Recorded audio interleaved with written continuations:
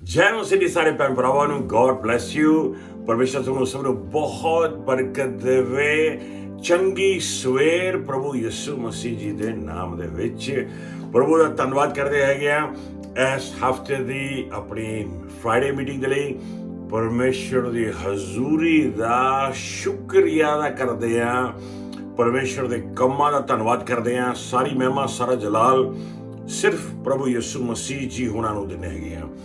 ਪ੍ਰਭੂ ਮਨੋ ਮੈਂ ਮਹਿਸੂਸ ਕਰ ਰਿਹਾ ਹੈਗਾ ਕਿ ਸਮਾਂ ਆ ਰਿਹਾ ਹੈਗਾ ਆ ਕਿ ਪਰਮੇਸ਼ਰ ਬਹੁਤ ਜ਼ਬਰਦਸਤ ਗਹਿਰੀ ਬਰਕਤ ਵਾਲੀ ਅਨੋਇੰਟਿੰਗ ਭੇਜਣ ਜਾ ਰਿਹਾ ਹੈਗਾ, ਰਿਵਾਈਵਲ ਭੇਜਣ ਜਾ ਰਿਹਾ ਹੈਗਾ।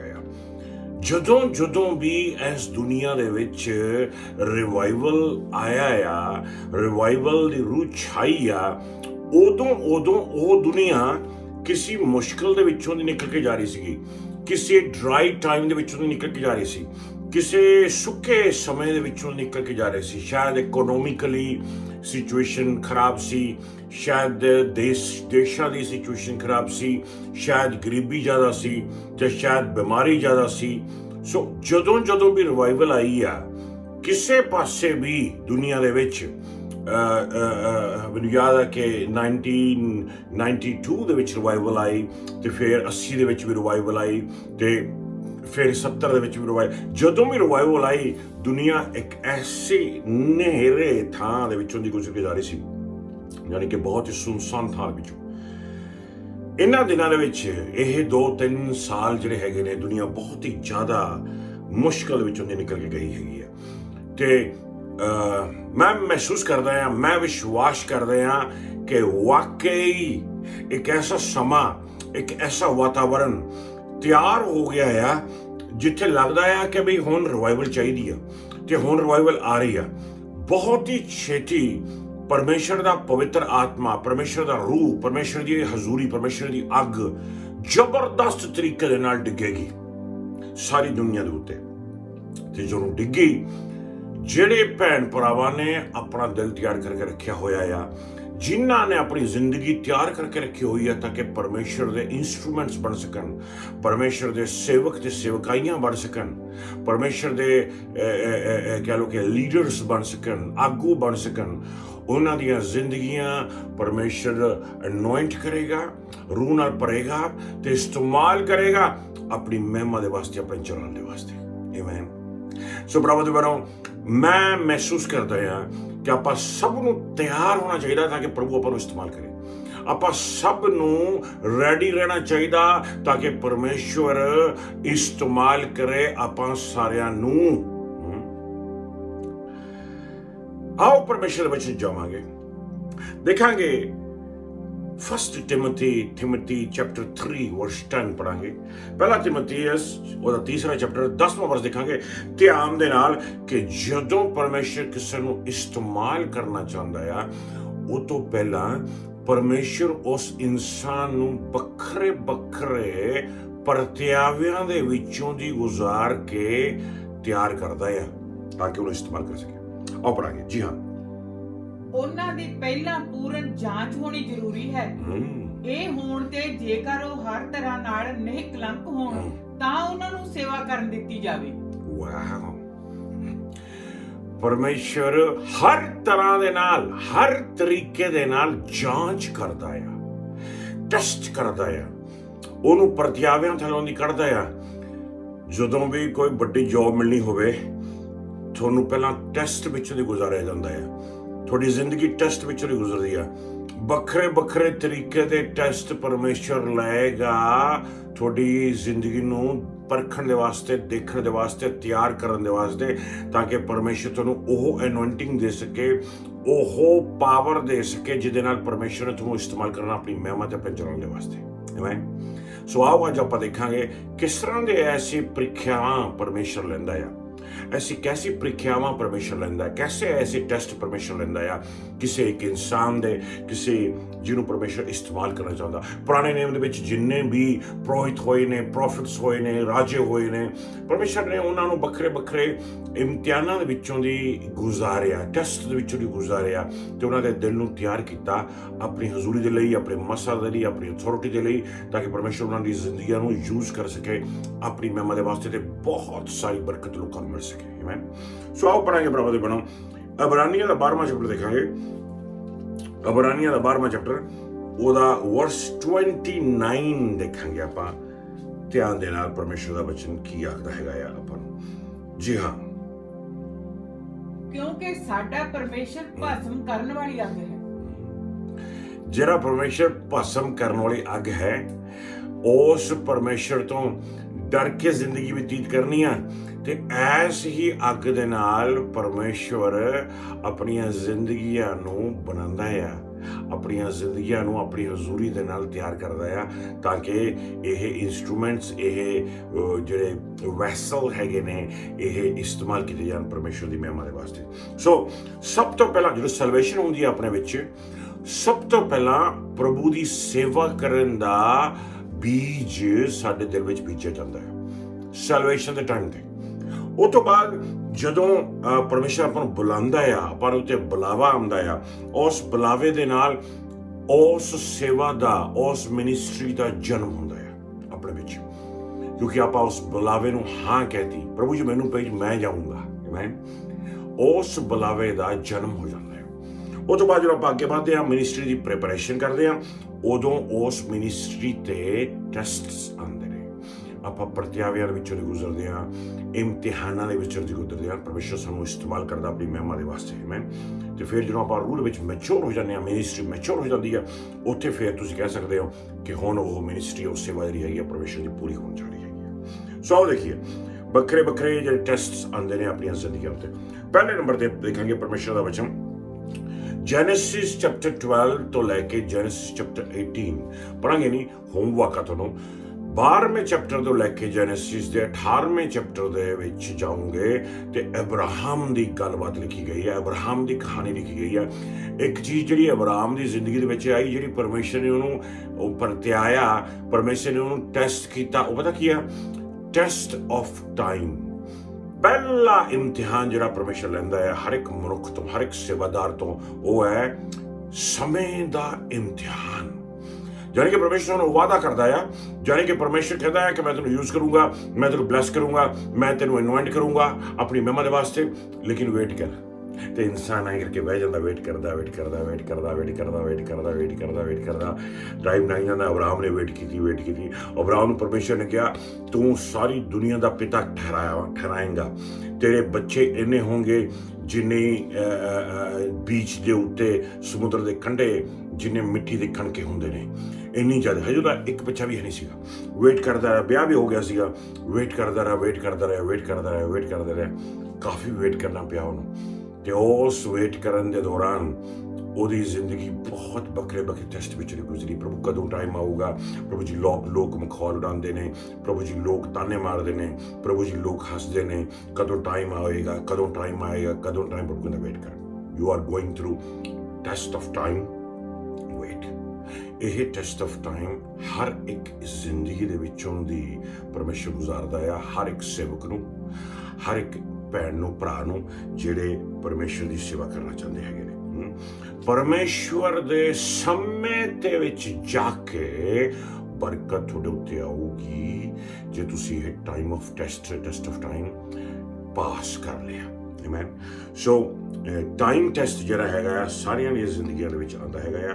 ਪ੍ਰਭੂ ਬਣੋ ਇਸ ਟੈਸਟ ਦੇ ਨਾਲ ਤੁਹਾਡੀ ਜਿਹੜੀ ਰੂਹਾਨੀ ਜ਼ਿੰਦਗੀ ਆ ਉਹ ਗਰੋ ਹੁੰਦੀ ਆ, ਕਿਉਂਕਿ ਤੁਸੀਂ ਲਗਾਤਾਰ ਵੇਟ ਕਰ ਰਹੇ ਹੋ। ਤੁਸੀਂ ਪੁਕਾਰ ਰਹੇ ਹੋ। ਚਲੀ ਜਾ ਰਿਹਾ, ਦਿਨ ਲੰਘੀ ਜਾ ਰਹੇ ਨੇ, ਹਫ਼ਤੇ ਲੰਘੀ ਜਾ ਰਹੇ ਨੇ, ਮਹੀਨੇ ਲੰਘੀ ਜਾ ਰਹੇ ਨੇ, ਸਾਲ ਲੰਘੀ ਜਾ ਰਹੇ ਨੇ। ਤੁਸੀਂ ਵੇਟ ਕਰੀ ਜਾਂਦੇ ਹੋ, ਪ੍ਰਭੂ ਨੂੰ ਪੁਕਾਰੀ ਜਾ ਰਹੇ ਹੋ, ਪ੍ਰਭੂ ਨੂੰ ਪਾਲੀ ਜਾਂਦੇ ਹੋ। ਤੁਹਾਡੀ ਸਪਿਰਿਚੁਅਲ, ਤੁਹਾਡੀ ਰੂਹਾਨੀ ਜ਼ਿੰਦਗੀ ਜਿਹੜੀ ਹੈਗੀ ਆ ਉਹ ਗਰੋ ਹੁੰਦੀ ਆ।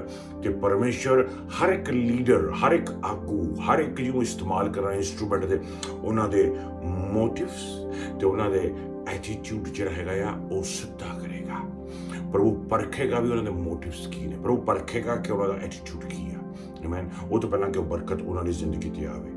ਤੇ ਜਿਹੜਾ ਇਨਸਾਨ ਬੜੇ ਧੀਰਜ ਦੇ ਨਾਲ, ਬੜੀ ਪੇਸ਼ੈਂਸ ਦੇ ਨਾਲ ਅੱਗੇ ਵਧੇਗਾ, ਪ੍ਰਭੂ ਨੂੰ ਬਰਕਤ ਦੇਵੇਗਾ। ਇਹ ਤਾਂ ਸੀਗਾ ਪ੍ਰਭੂ ਦੇ ਪਰੋਂ ਇਹ ਕਹਿ ਲਓ ਤੁਸੀਂ ਟਾਈਮ ਟੈਸਟ। ਇਹ ਪਹਿਲਾ ਟੈਸਟ ਜਿਹੜਾ ਹੈਗਾ ਜ਼ਿੰਦਗੀ ਦੇ ਉੱਤੇ ਆਉਂਦਾ ਹੈਗਾ ਜਿਹੜੇ ਇਨਸਾਨ ਪ੍ਰਭੂ ਦੀ ਸੇਵਾ ਦੇ ਵਿੱਚ ਅੱਗੇ ਵਧਣਾ ਚਾਹੁੰਦੇ ਨੇ, ਜਾਂ ਜਿਨ੍ਹਾਂ ਨੂੰ ਪਰਮੇਸ਼ਰ ਚੁਣਦਾ, ਹਰ ਇੱਕ ਵਿਸ਼ਵਾਸੀ ਨੂੰ ਪਰਮੇਸ਼ਰ ਚੁਣਨਾ ਚਾਹੁੰਦਾ ਹੈਗਾ ਪ੍ਰਭੂ ਧੰਨਵਾਦ ਕਰਦੇ। ਦੂਸਰੇ ਨੰਬਰ ਤੇ ਆਪਾਂ ਦੇਖਾਂਗੇ ਪ੍ਰਭੂ ਦੇ ਪਰੋਂ ਵਰਡ ਟੈਸਟ, ਜਾਣੀ ਕਿ ਪਰਮੇਸ਼ਰ ਦੇ ਵਚਨ ਦਾ ਟੈਸਟ। ਆਮੇਨ।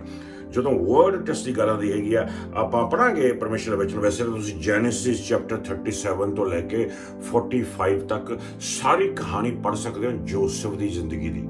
ਜੋਸਫ ਦੇ ਜ਼ਿੰਦਗੀ 'ਚ ਵਾਕਈ ਵਰਡ ਟੈਸਟ ਆਇਆ, ਜਾਣੀ ਕਿ ਪਰਮੇਸ਼ਰ ਦੇ ਸ਼ਬਦਾਂ ਦੇ ਬਾਰੇ, ਪਰਮੇਸ਼ਰ ਦੇ ਪ੍ਰੋਮਿਸਿਸ ਦੇ ਬਾਰੇ ਉਹਨੂੰ ਪਰਖਿਆ ਗਿਆ, ਉਹਨੂੰ ਟੈਸਟ ਕੀਤਾ ਗਿਆ ਵੀ ਉਹ ਵਚਨ ਜਿਹੜਾ ਉਹਨੇ ਆਪਣੇ ਦਿਲ ਵਿੱਚ ਰੱਖਿਆ ਕੀ ਉਹਦੇ ਤੇ ਪੂਰਾ ਉਤਰ ਰਿਹਾ ਹੈ ਜਾਂ ਨਹੀਂ। ਪੜਾਂਗੇ ਜ਼ਬੂਰ 105 17ਵੇਂ ਵਰਸ ਤੋਂ ਲੈ ਕੇ 19ਵੇਂ ਵਰਸ ਤੱਕ ਆਪਾਂ ਦੇਖਾਂਗੇ। ਸਾਮਸ 105 ਵਰਸ 17 to 19 ਪੰਜਾਬੀ ਦੇ ਵਿੱਚ ਦੇਖਾਂਗੇ ਆਪਾਂ ਪ੍ਰਭੂ ਦੇ ਨੂੰ ਧਿਆਨ ਦੇਣਾ। ਐਸ ਵਚਨ ਨੂੰ ਦੇਖਣ ਤੋਂ ਬਾਅਦ ਤੁਹਾਨੂੰ ਪਤਾ ਲੱਗ ਜਾਵੇਗਾ, ਜਦੋਂ ਪਰਮੇਸ਼ਰ ਤੁਹਾਨੂੰ ਇਸਤੇਮਾਲ ਕਰਨਾ ਚਾਹੁੰਦਾ, ਤੁਹਾਡਾ ਟੈਸਟ ਲੈਂਦਾ ਹੈਗਾ ਉਹ ਤੋਂ ਬਾਅਦ ਪ੍ਰਭੂ ਤੋਂ ਟੈਸਟ ਵਿੱਚੋਂ ਨਿਕਲ ਕੇ ਵਾਸਤੇ ਤੁਸੀਂ ਕਹਿ ਲਓ ਕਿ ਤੁਹਾਡੀ ਜ਼ਿੰਦਗੀ ਹੋਰ ਵੀ ਜ਼ਿਆਦਾ ਤਿਆਰ ਹੋ ਜਾਂਦੀ ਆ ਪਰਮੇਸ਼ਰ ਦੀ ਸੇਵਾ ਕਰਨ ਦੇ ਵਾਸਤੇ। ਪੜਾਂਗੇ ਜੀ ਹਾਂ 105 17 ਤੋਂ 19 ਤੱਕ। ਪ੍ਰਭੂ ਨੇ ਉਹਨਾਂ ਦੇ ਅੱਗੇ ਯੂਸਫ ਨਾਂ ਦੇ ਇੱਕ ਆਦਮੀ ਨੂੰ ਘੱਲਿਆ ਜੋ ਗੁਲਾਮ ਕਰਕੇ ਵੇਚਿਆ ਗਿਆ ਸੀ। ਉਸ ਦੇ ਪੈਰੀਂ ਬੇੜੀਆਂ ਪਾਈਆਂ ਗਈਆਂ ਅਤੇ ਉਸ ਦੇ ਗਲ ਵਿੱਚ ਸੰਗਲ ਪਾਏ ਗਏ, ਜਦੋਂ ਤੱਕ ਉਸ ਦੇ ਕਹੇ ਸ਼ਬਦ ਪੂਰੇ ਨਾ ਹੋ ਗਏ। ਪ੍ਰਭੂ ਦਾ ਵਚਨ ਉਸ ਨੂੰ ਪਰਖਦਾ ਰਿਹਾ। ਵਚਨ ਉਹਨੂੰ ਪਰਖਦਾ ਰਿਹਾ, ਜਾਣੀ ਕਿ ਪਰਮੇਸ਼ਰ ਉਹਦੀਆਂ ਆਪਣੀਆਂ ਨੈਚੁਰਲ ਰਿਸੋਰਸਿਸ ਬੰਦ ਕਰ ਦੇਵੇਗਾ।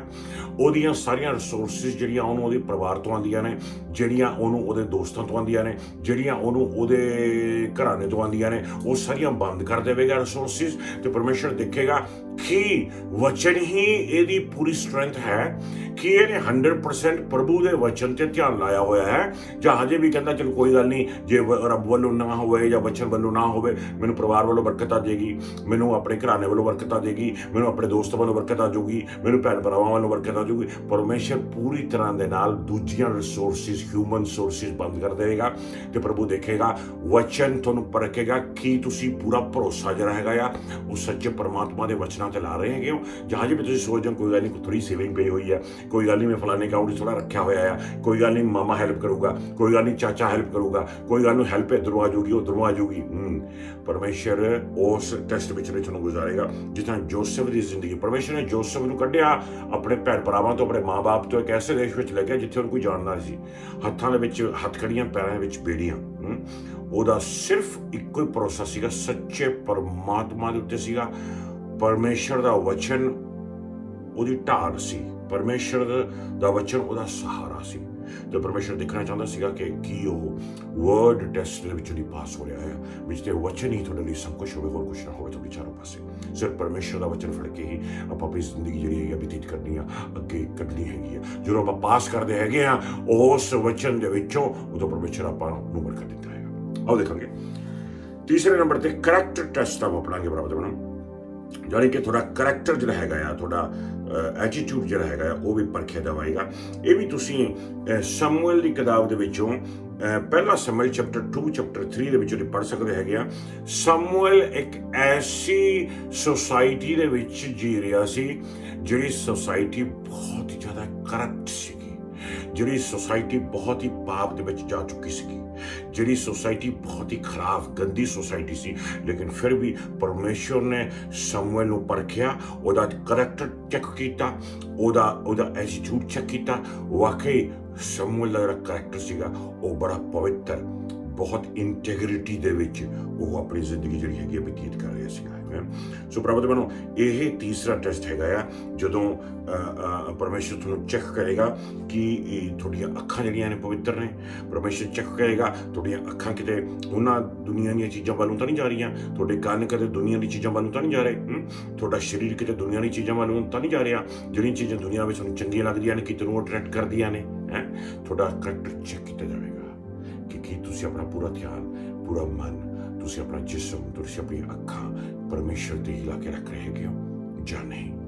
ਇਹ ਤੀਸਰੇ ਨੰਬਰ ਤੇ ਪ੍ਰਭਤਪਣ ਟੈਸਟ ਹੈਗਾ। ਚੌਥੇ ਨੰਬਰ ਤੇ ਦੇਖਾਂਗੇ ਆਪਾਂ ਟੈਸਟ ਪ੍ਰਭਤਪਣ ਪਰਮੇਸ਼ਰ ਦੇ ਵਚਨ ਵਿੱਚੋਂ ਪੜਾਂਗੇ ਆਪਾਂ। ਜੀ ਹਾਂ, ਸਰਵੈਂਟ ਟੈਸਟ। ਇਹਦੇ ਵਿੱਚ ਆਪਾਂ ਦੇਖਾਂਗੇ ਪਹਿਲਾ ਰਾਜਾ ਉਹਦਾ 19ਵਾਂ ਚੈਪਟਰ ਜਿਹੜਾ ਹੈਗਾ ਆ, ਜਿੱਥੇ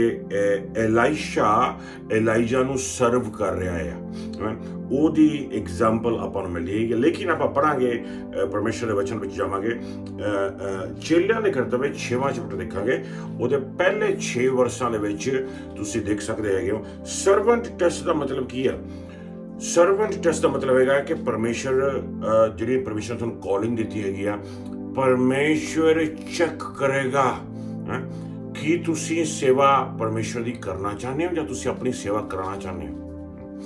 ਇਹ ਜਿਹੜਾ ਸੇਵਾਦਾਰ ਹੋਏਗਾ, ਜਿਹਦੇ ਪਰਮੇਸ਼ਰ ਦੀ ਅਨੋਇੰਟਿੰਗ ਜਾਂ ਪਰਮੇਸ਼ਰ ਦੀ ਬਰਕਤ ਉਤਰੀ ਹੋਈ ਆ, ਪਰਮੇਸ਼ਰ ਉਸ ਨੂੰ ਇਸਤੇਮਾਲ ਕਰਨ ਤੋਂ ਪਹਿਲਾਂ, ਯੂਜ਼ ਕਰਨ ਤੋਂ ਪਹਿਲਾਂ ਪਰਖੇਗਾ, ਦੇਖੇਗਾ, ਇਸ ਟੈਸਟ ਵਿੱਚ ਵੀ ਗੁਜ਼ਾਰੇਗਾ ਕਿ ਉਹ ਆਪਣੀ ਸੇਵਾ ਕਰਾ ਰਿਹਾ ਹੈ, ਕਿ ਉਹ ਆਪਣੀ ਮਹਿਮਾ ਕਰਾ ਰਿਹਾ ਹੈ, ਕਿ ਉਹ ਆਪਣੀ ਬੱਲੇ ਬੱਲੇ ਕਰਾ ਰਿਹਾ ਹੈ, ਜਾਂ ਉਹ ਵਾਕਈ ਪ੍ਰਭੂ ਦੀ ਸੇਵਾ ਕਰਨਾ ਚਾਹੁੰਦਾ ਹੈ, ਜਾਂ ਉਹ ਵਾਕਈ ਪਰਮੇਸ਼ਰ ਦੇ ਕਲੀਸਿਆ ਦੀ ਸੇਵਾ ਕਰਨਾ ਚਾਹੁੰਦਾ ਹੈ, ਜਾਂ ਉਹ ਵਾਕਈ ਪਰਮੇਸ਼ਰ ਦੇ ਕੰਮਾਂ ਦੇ ਵਿੱਚ ਅੱਗੇ ਵਧਣਾ ਚਾਹੁੰਦਾ ਹੈਗਾ। ਆਮੇਨ। ਲੇਕਿਨ ਹਾਂ, ਦੋ ਪਾਸੇ ਇਹ ਹੋਣਗੇ। ਇੱਕ ਪਾਸੇ ਤਾਂ ਇਹ ਹੋਏਗਾ ਕਿ ਉਹ ਆਪਣੀ ਸੇਵਾ ਨਾ ਕਰਾਵੇ ਬਲਕਿ ਪ੍ਰਭੂ ਦੀ ਸੇਵਾ ਕਰੇ, ਲੇਕਿਨ ਦੂਜੇ ਪਾਸੇ ਉਹ ਟੈਸਟ ਇੱਕ ਹੋਰ ਸੈਕੰਡ ਕੈਟੇਗਰੀ 'ਚ ਵੱਧ ਜਾਏਗਾ ਕਿ ਇੰਨੀ ਜ਼ਿਆਦਾ ਪ੍ਰਭੂ ਦੀ ਸੇਵਾ ਦੇ ਵਿੱਚ ਲੱਗ ਜਾਏ ਕਿ ਪ੍ਰਭੂ ਦੀ ਹਜ਼ੂਰੀ ਤੋਂ ਵੀ ਦੂਰ ਹੋ ਜਾਏ, ਪਰਮੇਸ਼ਰ ਦੇ ਵਚਨਾਂ ਤੋਂ ਵੀ ਦੂਰ ਹੋ ਜਾਏ, ਪਰਮੇਸ਼ਰ ਦੀ ਪ੍ਰੇਅਰ ਤੋਂ ਵੀ ਦੂਰ ਹੋ ਜਾਏ। ਜਾਨੀ ਕਿ ਪ੍ਰੇਅਰ ਕਰਨ ਦਾ ਟਾਈਮ ਨਹੀਂ ਗਾ ਕਿਉਂਕਿ ਸੇਵਾ 'ਚ ਲੱਗਿਆ ਹੋਇਆ ਹੈ, ਜਾਨੀ ਕਿ ਵਚਨ ਪੜ੍ਹਨ ਦਾ ਟਾਈਮ ਨਹੀਂ ਗਾ ਕਿਉਂਕਿ ਸੇਵਾ 'ਚ ਲੱਗਿਆ ਹੋਏਗਾ। ਉਹ ਵੀ ਰਿਜੈਕਟ ਕਰਤਾ ਜਾਵੇਗਾ। ਜਿਹੜਾ ਵਚਨ ਨੂੰ ਛੱਡ ਕੇ ਇੱਕ ਪਾਸੇ ਦੇਖਦੇ ਆ ਏਲਾਈਸ਼ਾ ਜਿਹੜਾ ਹੈਗਾ ਆ, ਉਹ ਏਲਾਈਜਾ ਦੀ ਸੇਵਾ ਕਰ ਰਿਹਾ ਆ। ਇੱਕ ਪਾਸੇ ਪਰਮੇਸ਼ਰ ਦੇਖੇਗਾ ਕਿ ਤੁਸੀਂ ਆਪਣੀ ਸੇਵਾ ਨਹੀਂ ਕਰਾਣੀ, ਤੁਸੀਂ ਰੱਬ ਦੀ ਸੇਵਾ ਕਰਨੀ ਹੈ ਨਾ। ਲੇਕਿਨ ਦੂਜੇ ਪਾਸੇ ਪਰਮੇਸ਼ਰ ਦੇਖੇਗਾ ਕਿ ਤੁਸੀਂ ਇੰਨੇ ਵੀ ਰੱਬ ਦੀ ਸੇਵਾ ਨਹੀਂ ਕਰਨੀ ਕਿ ਪਰਮੇਸ਼ਰ ਦਾ ਵਚਨ ਭੁੱਲ ਜਾਓ ਤੇ ਪਰਮੇਸ਼ਰ ਦੇ ਚਰਨਾਂ 'ਚ ਬਹਿਣਾ ਛੱਡ ਦਿਓ। ਆਓ ਪੜਾਂਗੇ। ਜੀ ਹਾਂ, ਚੇਲਿਆਂ ਦੇ ਕਰਤੱਵ 6ਵਾਂ ਚੈਪਟਰ ਉਹਦੇ ਪਹਿਲੇ 6 ਵਰਸ ਪੜਾਂਗੇ। ਜੀ ਹਾਂ, ਉਹਨਾਂ ਦਿਨਾਂ ਵਿੱਚ ਜਦੋਂ ਚੇਲਿਆਂ ਦੀ ਗਿਣਤੀ ਵੱਧ ਰਹੀ ਸੀ ਤਾਂ ਯੂਨਾਨੀ ਭਾਸ਼ਾ ਬੋਲਣ ਵਾਲੇ ਇਬਰਾਨੀ ਭਾਸ਼ਾ ਬੋਲਣ ਵਾਲਿਆਂ ਦੇ ਵਿਰੁੱਧ ਬੜਬੜਾਉਣ ਲੱਗੇ ਕਿ ਉਹਨਾਂ ਦੀ ਵਿਧਵਾਵਾਂ ਦੀ ਰੋਜ਼ਾਨਾ ਭੋਜਨ ਵੰਡਣ ਸਮੇਂ ਲਾਪਰਵਾਹੀ ਕੀਤੀ ਜਾਂਦੀ ਹੈ। ਇਸ ਲਈ 12 ਪ੍ਰਮੁੱਖ ਚੇਲਿਆਂ ਨੇ ਵਿਸ਼ਵਾਸੀਆਂ ਦੀ ਸਾਰੀ ਸੰਗਤ ਨੂੰ ਸੱਦਿਆ ਅਤੇ ਕਿਹਾ, ਇਹ ਚੰਗਾ ਨਹੀਂ ਹੈ ਕਿ ਅਸੀਂ ਪਰਮੇਸ਼ਰ ਦੇ ਵਚਨ ਦੇ ਕੰਮ ਨੂੰ ਤਿਆਗ ਕੇ ਖਾਣ ਪਾਉਣ ਦੀ ਸੇਵਾ ਦੇ ਵਿੱਚ ਲੱਗੀਏ। ਇਸ ਲਈ ਭਰਾਵੋ, ਆਪਣੇ ਵਿੱਚੋਂ 7 ਭਲਿਆਂ ਆਦਮੀਆਂ ਨੂੰ ਚੁਣ ਲਓ ਜਿਹੜੇ ਬੁੱਧੀ ਤੇ ਪਵਿੱਤਰ ਆਤਮਾ ਨਾਲ ਭਰਪੂਰ ਹੋਣ। ਅਸੀਂ ਉਹਨਾਂ ਨੂੰ ਇਸ ਕੰਮ ਲਈ ਨਿਯੁਕਤ ਕਰ ਦੇਵਾਂਗੇ। ਫਿਰ ਅਸੀਂ ਆਪ ਪ੍ਰਾਰਥਨਾ ਅਤੇ ਪਰਮੇਸ਼ਰ ਦੇ ਵਚਨ ਦੇ ਪ੍ਰਚਾਰ ਦੀ ਸੇਵਾ ਵਿੱਚ ਲੱਗੇ ਰਹਾਂਗੇ। ਇਹ ਗੱਲ ਸਾਰੀ ਸੰਗਤ ਨੂੰ ਚੰਗੀ ਲੱਗੀ ਅਤੇ ਉਹਨਾਂ ਸਟੀਫਨ ਨਾਂ ਦੇ ਇੱਕ ਆਦਮੀ ਨੂੰ, ਜਿਹੜਾ ਵਿਸ਼ਵਾਸ ਅਤੇ ਪਵਿੱਤਰ ਆਤਮਾ ਨਾਲ ਭਰਪੂਰ ਸੀ, ਅਤੇ ਫਿਲਿਪਸ, ਪ੍ਰੋਖੋਰਸ, ਨਿਕਾਨੋਰ, ਤਿਮੋਨ, ਪਰਮਾਨਾਸ ਅਤੇ ਅੰਤਾਕਿਆ ਦੇ ਰਹਿਣ ਵਾਲੇ ਨਿਕਲਾਉਸ ਜੋ ਇੱਕ ਨਵਯਹੂਦੀ ਸੀ ਨੂੰ ਚੁਣਿਆ ਅਤੇ ਪ੍ਰਮੁੱਖ ਚੇਲਿਆਂ ਦੇ ਸਾਹਮਣੇ ਪੇਸ਼ ਕੀਤਾ। ਪ੍ਰਮੁੱਖ ਚੇਲਿਆਂ ਨੇ ਪ੍ਰਾਰਥਨਾ ਕਰਕੇ ਉਹਨਾਂ ਤੇ ਹੱਥ ਰੱਖ ਕੇ ਉਹਨਾਂ ਨੂੰ ਨਿਯੁਕਤ ਕੀਤਾ। ਦੇਖਿਆ ਸੀ, ਜੇ ਕੋਈ ਹੋਰ ਹੁੰਦੇ ਉਹਨਾਂ ਨੇ ਕਹਿਣਾ ਸੀ ਹਾਂਜੀ ਸੇਵਾ ਵਿੱਚ ਵਧੀਏ, ਆਓ ਵੱਧ ਤੋਂ ਵੱਧ ਆਪਾਂ ਸਾਰੇ ਲੋਕਾਂ ਦੀ ਸੇਵਾ ਕਰੀਏ, ਆਓ ਉਹਨਾਂ ਨੂੰ ਆਪਾਂ ਬਰਕਤ ਦਈਏ, ਆਓ ਦਿਨ ਰਾਤ ਇੱਕ ਕਰ ਦਈਏ। ਬੈਲੈਂਸ ਰੱਖਿਆ ਉਹਨਾਂ ਨੇ ਪਰਮੇਸ਼ਰ ਦੇ ਵਚਨ ਨੂੰ, ਉਹਨਾਂ ਨੇ ਪ੍ਰਾਰਥਨਾ ਨੂੰ ਪਹਿਲ ਦਿੱਤੀ। ਉਹ ਤੋਂ ਬਾਅਦ ਜਿਹੜਾ ਸਮਾਂ ਸੀ ਉਹਦੇ 'ਚ ਸੇਵਾ ਕੀਤੀ। ਲੇਕਿਨ ਦੂਸਰੇ ਪਾਸੇ ਉਹਨਾਂ ਨੇ ਆਪਣੀ ਸੇਵਾ ਨਹੀਂ ਕਰਾਈ, ਉਹਨਾਂ ਨੇ ਪਰਮੇਸ਼ਰ ਦੀ ਸੇਵਾ ਕੀਤੀ, ਪਰਮੇਸ਼ਰ ਦੇ ਚਰਚ ਦੀ ਸੇਵਾ ਕੀਤੀ। ਇਹ ਸਰਵੈਂਟ ਟੈਸਟ ਜਿਹੜਾ ਹੈਗਾ, ਇਹਦੇ ਵਿੱਚ ਪਰਮੇਸ਼ਰ ਆਪਾਂ ਨੂੰ ਗੁਜ਼ਾਰਦਾ ਹੈ ਤੇ ਆਪਾਂ ਦੇਖਦੇ ਹੈਗੇ ਆ ਕਿ ਪਰਮੇਸ਼ਰ ਕਿਸ ਤਰ੍ਹਾਂ ਆਪਣੇ ਲੋਕਾਂ ਨੂੰ ਤਿਆਰ ਕਰਦਾ ਆ, ਇਹਨਾਂ ਪ੍ਰਤਿਆਵਾਂ ਦੇ ਵਿੱਚੋਂ ਗੁਜ਼ਾਰਦਾ ਹੈ ਤਾਂ ਕਿ ਉਹਨਾਂ ਦੀ ਜ਼ਿੰਦਗੀ ਤਿਆਰ ਹੋ ਸਕੇ ਉਸ ਅਨੋਇੰਟਿੰਗ ਦੇ ਵਾਸਤੇ, ਉਸ ਮਸਾ ਦੇ ਵਾਸਤੇ, ਪਾਵਰ ਦੇ ਵਾਸਤੇ, ਜਿਸ ਪਾਵਰ ਥਾਂ ਦੀ ਪਰਮੇਸ਼ਰ ਨੇ ਉਹਨਾਂ ਨੂੰ ਇਸਤੇਮਾਲ ਕਰਨਾ ਆਉਣ ਵਾਲੇ ਸਮੇਂ ਦੇ ਵਿੱਚ। ਸੋ ਪਰਮੇਸ਼ਰ ਹਰ ਆਪਣੇ ਸੇਵਕ ਨੂੰ ਇਸਤੇਮਾਲ ਕਰਨ ਤੋਂ ਪਹਿਲਾਂ ਟੈਸਟ ਕਰਦਾ ਆ, ਪਰਤਿਆਵਾਂ ਦੇ ਵਿੱਚੋਂ ਗੁਜ਼ਾਰਦਾ ਹੈ ਤੇ ਉਸ ਤਰ੍ਹਾਂ ਉਹਨੂੰ ਤਿਆਰ ਕਰਦਾ ਆ ਉਸ ਮਸਾ ਭੇਜਣ ਦੇ ਵਾਸਤੇ। ਇਹ ਸਿਰਫ ਲੀਡਰਸ ਦੇ ਉੱਤੇ, ਪਾਸਟਰ ਦੇ ਉੱਤੇ ਹੀ ਨਹੀਂ, ਇਹ ਬਲਕਿ ਚਰਚ ਦੇ ਸਾਰੇ ਸਦੱਸਿਆਂ ਦੇ ਉੱਤੇ ਆਪਣੇ ਸਾਰਿਆਂ ਦੀਆਂ ਜ਼ਿੰਦਗੀਆਂ ਜਿਹੜੀਆਂ ਨੇ ਉਹ ਐਸੇ ਟੈਸਟ ਦੇ ਵਿੱਚੋਂ ਗੁਜ਼ਰਦੇ ਆ। ਆਪਾਂ ਅਗਲਾ ਟੈਸਟ ਆਪਾਂ ਦੇਖਾਂਗੇ। ਅਗਲੇ ਟੈਸਟ ਦੇ ਵਿੱਚ ਪ੍ਰਭੂ ਦੇ ਬਣੋ ਆਪਾਂ ਦੇਖਾਂਗੇ ਵਿਲਡਰਨੈਸ ਟੈਸਟ, ਜਾਨੀ ਕਿ ਪਰਮੇਸ਼ਰ ਤੁਹਾਡੀ ਜ਼ਿੰਦਗੀ ਵਿਲਡਰਨੈਸ ਦੇ ਵਿੱਚੋਂ ਗੁਜ਼ਾਰੇਗਾ। ਆਪਾਂ ਪੜ੍ਹ ਸਕਦੇ ਹੈਗੇ, ਲੇਕਿਨ ਤੁਸੀਂ ਘਰੇ ਜਾ ਕੇ ਪੜ੍ਹ ਸਕਦੇ ਹੈਗੇ ਹੋ। ਐਕਸੋਡਸ ਚੈਪਟਰ 2 ਚੈਪਟਰ 3 ਇਹਦੇ ਵਿੱਚ ਮੂਸਾ ਦੀ ਜ਼ਿੰਦਗੀ ਦੇ ਬਾਰੇ ਲਿਖਿਆ ਕਿ ਕਿਸ ਤਰ੍ਹਾਂ ਉਹ ਮੂਸਾ ਜਿਹੜਾ ਪਹਿਲਾਂ ਪਰਮੇਸ਼ਰ ਨੇ ਉਹਨੂੰ ਅਲਾਉ ਕੀਤਾ ਸੀਗਾ ਕਿ ਇੱਕ ਕਹਿ ਲਓ ਕਿ ਰਾਜੇ ਦੇ ਮਹਿਲ ਵਿੱਚ ਪ੍ਰਵੇਸ਼ਿਸ਼ ਹੋਵੇ, ਉਹਦੀ ਉਹ ਵੱਡਾ ਹੋਵੇ, ਲੇਕਿਨ ਇੱਕ ਸਮਾਂ ਆਇਆ ਉਹਦੀ ਜ਼ਿੰਦਗੀ ਤੇ ਇੱਕ ਐਸਾ ਪ੍ਰਤਿਆਵਾ ਆਇਆ ਕਿ ਪਰਮੇਸ਼ਰ ਨੇ ਉਹਨੂੰ ਉਸ ਧਰਤੀ ਤੋਂ ਕੱਢ ਕੇ ਉਜਾੜ ਦੇ ਵਿੱਚ ਲੈ ਗਿਆ, ਵਿਲਡਰਨੈਸ ਦੇ ਵਿੱਚ ਲੈ ਗਿਆ। ਨਾ ਉੱਥੇ ਕੋਈ ਬੋਲਣ ਵਾਲਾ ਸੀ, ਨਾ ਉੱਥੇ ਉਹ ਕੋਈ ਨੈਟਵਰਕ ਆਉਂਦਾ ਸੀ, ਉਹਨੂੰ ਫੋਨ ਵੀ ਨਹੀਂ ਕੋਈ ਆਉਂਦਾ ਸੀ, ਨਾ ਉੱਥੇ ਉਹਦੇ ਨਾਲ ਕੋਈ ਗੱਲਬਾਤ ਕਰਨ ਵਾਲਾ ਸੀ, ਨਾ ਉੱਥੇ ਕੋਈ ਉਹਨੂੰ ਚਾਹ ਪੁੱਛਣ ਵਾਲਾ ਸੀ, ਕੋਈ ਵੀ ਨਹੀਂ, ਇਕੱਲਾ ਹੀ ਬੰਦਾ। ਜਾਨੀ ਕਿ ਪਰਮੇਸ਼ਰ ਨੇ ਉਹਨੂੰ ਬਿਲਕੁਲ ਇਕੱਲਾ ਕਰ ਦਿੱਤਾ, ਬਿਲਕੁਲ ਅਲੱਗ ਕਰ ਦਿੱਤਾ ਆਪਣੀ ਬੇਦਾਰੀ ਤੋਂ, ਆਪਣੇ ਪਰਿਵਾਰਾਂ ਤੋਂ, ਆਪਣੇ ਚਾਹਣ ਵਾਲਿਆਂ ਤੋਂ, ਦੋਸਤਾਂ ਮਿੱਤਰਾਂ ਨੂੰ, ਤੇ ਸਿਰਫ ਉਹ ਇਕੱਲਾ ਸੀ। ਤੇ ਜੇ ਕੋਈ ਉਹਦੇ ਨਾਲ ਸੀ, ਉਹ ਸੀ ਸੱਚਾ ਪਰਮਾਤਮਾ, ਸੱਚਾ ਪਰਮੇਸ਼ਰ। ਹੋ ਸਕਦਾ ਕਿ ਤੁਸੀਂ ਆਪਣੇ ਪਰਿਵਾਰ 'ਚ ਹੋਵੋ, ਲੇਕਿਨ ਤੁਸੀਂ ਇਕੱਲੇ ਹੋ। ਪਰਮੇਸ਼ਰ ਤੁਹਾਨੂੰ ਅਲੱਗ ਕਰ ਦਿੱਤਾ, ਕੋਈ ਇੱਧਰ ਦਾ ਉੱਧਰ ਤੁਹਾਡੇ ਨਾਲ ਗੱਲਬਾਤ ਨਹੀਂ ਕਰ ਰਿਹਾ। ਪਰਮੇਸ਼ਰ ਤੁਹਾਨੂੰ ਇਕੱਲੇ ਕਰ ਦੇਗਾ, ਪਰਮੇਸ਼ਰ ਤੁਹਾਨੂੰ ਇਕੱਲੇ ਛੱਡ ਦੇਗਾ ਤਾਂ ਕਿ ਤੁਸੀਂ ਉਸ ਪਰਮਾਤਮਾ ਦੇ ਨਾਲ ਗੱਲਬਾਤ ਕਰ ਸਕੋ, ਤਾਂ ਕਿ ਤੁਸੀਂ ਸਿਰਫ ਤੁਸੀਂ ਹੋਵੋ ਤੇ ਰੱਬ ਹੋਵੇ, ਰੱਬ ਹੋਵੇ ਤੇ ਤੁਸੀਂ ਹੋਵੋ, ਹੋਰ ਕੋਈ ਨਾ ਹੋਵੇ, ਨਾ ਕੋਈ ਅੱਗੇ, ਨਾ ਕੋਈ ਪਿੱਛੇ, ਨਾ ਕੋਈ ਸੱਜੇ, ਨਾ ਕੋਈ ਖੱਬੇ। ਇਹ ਟੈਸਟ ਵਿੱਚੋਂ ਦੀ ਪਰਮੇਸ਼ਰ ਨੂੰ ਗੁਜ਼ਾਰੇਗਾ ਤੇ ਪਰਮੇਸ਼ਰ ਦੇਖੇਗਾ ਕਿ ਜਦੋਂ ਤੁਸੀਂ ਇਕੱਲੇ ਹੋ ਉਦੋਂ ਤੁਸੀਂ ਕਿਸ ਤਰ੍ਹਾਂ ਐਕਟ ਕਰਦੇ ਹੋ, ਉਦੋਂ ਤੁਹਾਡਾ ਰਿਐਕਸ਼ਨ ਕੀ ਆ, ਕਿ ਉਦੋਂ ਤੁਸੀਂ ਉਸ ਪਰਮੇਸ਼ਰ ਦੇ ਚਰਨਾਂ 'ਚ ਬਹਿੰਦੇ ਹੋ, ਕਿ ਤੁਸੀਂ ਉਦੋਂ ਪਰਮੇਸ਼ਰ ਨੂੰ ਆਪਣਾ ਦੋਸਤ ਮੰਨਦੇ ਹੋ, ਕਿ ਉਦੋਂ ਤੁਸੀਂ ਰੱਬ ਦੇ ਨਾਲ ਤੁਰਨਾ ਸਿੱਖ ਲੈਂਦੇ ਹੋ। ਰੱਬ ਤੁਹਾਨੂੰ ਤੁਰਨਾ ਸਿਖਾਵੇਗਾ ਉਹਦੇ ਨਾਲ ਜਦੋਂ ਤੁਸੀਂ ਉਸ ਪਰਮੇਸ਼ਰ ਦੇ ਨਾਲ ਇਕੱਲੇ ਟਾਈਮ ਸਪੈਂਡ ਕਰਦੇ ਹੋ।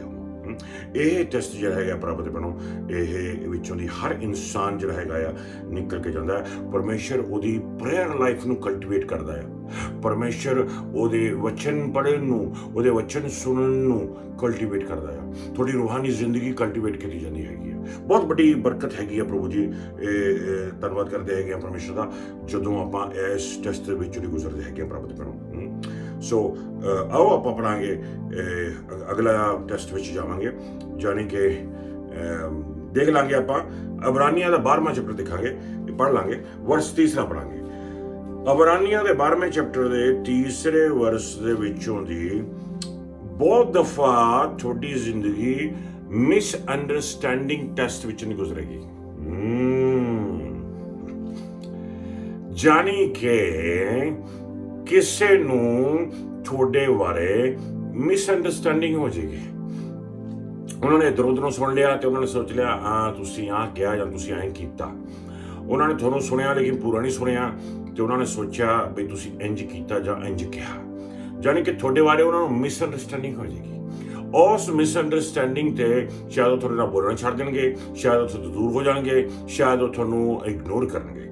ਤੇ ਜਾਂ ਤੁਹਾਨੂੰ ਪਤਾ ਲੱਗਿਆ ਕਿਸੇ ਤਰੀਕੇ ਦੇ ਨਾਲ ਵੀ ਫਲਾਨਾ ਬੰਦਾ ਤੇਰੇ ਬਾਰੇ ਆਹ ਕਹਿ ਰਿਹਾ ਜਾਂ ਫਲਾਨਾ ਬੰਦਾ ਤੇਰੇ ਬਾਰੇ ਆਹ ਸੋਚ ਰਿਹਾ, ਉਹ ਟੈਸਟ ਉੱਥੇ ਕੀ ਕਰੋਗੇ ਤੁਸੀਂ?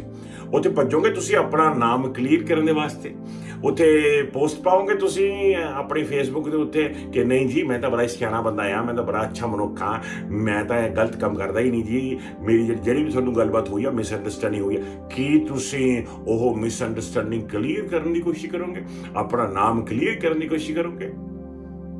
ਪਰਮੇਸ਼ਰ ਦਾ ਵਚਨ ਦੇ ਮੁਤਾਬਿਕ ਤੁਸੀਂ ਉਹ ਸੱਚੇ ਪਰਮਾਤਮਾ ਦੇ ਚਰਨਾਂ 'ਚ ਬੈਠੋਗੇ ਤੇ ਆਖੋਗੇ ਪ੍ਰਭੂ ਜੀ ਤੂੰ बढ़ता ਜਾ ਤੇ ਮੈਂ ਘੱਟ ਹੁੰਦਾ ਜਾਵਾਂ।